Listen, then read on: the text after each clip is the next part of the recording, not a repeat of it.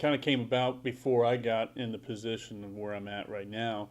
When Brian Lewis, the previous athletic director, was here, kind of spearheaded the committee along with Greg Eckerly and Bernie Vogler, probably two of the masterminds behind this, going back and recognizing some of our major players who played key roles in our past successes at Jasper High School, making sure we recognize those and be able to tell the history of those guys. In this first year, you really didn't select people. It was kind of cut and dried who was going in this first class. Yeah, they determined whenever they came up with the Hall of Fame kind of constitution, if you will, that this first inaugural class, which is made up of 23 individuals, are people who are already in statewide Hall of Fames throughout the state, whether that's the Indiana Football Hall of Fame, the Baseball Hall of Fame, Golf Hall of Fame, whatever it is. If they've been recognized by a state association, they're going to automatically be in this inaugural class, along with the 9 state championship teams that are not going in as individual players, but going in as a team themselves. As an athletic department, it's probably past time that you recognize all of the great things that have happened in JHS athletics down through the years. Yeah, it was one of those things that I kind of had, whenever it first came up, kind of mixed emotions about, being, us both being athletes of the past from Jasper High School, that it's unique and that Jasper has always been a community where, regardless of, it's always been team first mentality, on all those successes of those teams, that nobody's ever put themselves as an individual ahead of the team. But I think it's good to go back and promote the past successes and celebrate those individuals that have had huge impacts on some of those great teams, if you will, throughout the years.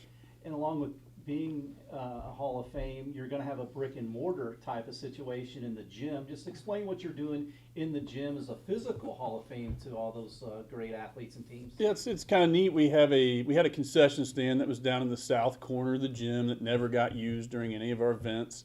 And there's some money set aside for some projects throughout the schools, and that we've entirely renovated, or it's in the process of entirely renovating that concession stand. That's going to be a Hall of Fame room with a Touch Pros monitor where people can go back and look up the history of some of the individuals and the teams. There's going to be plaques. There's going to be memorabilia there that, hopefully when people are here for a basketball game or whatever it might be, might just pass through and look at some of the history throughout Jasper athletics.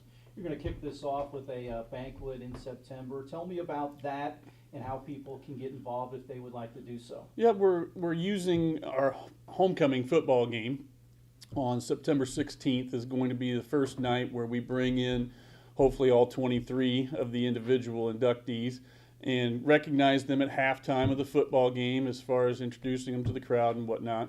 And then on the 17th, we're going to have a banquet out at the Calumet. And, we just opened up reservations for the general public.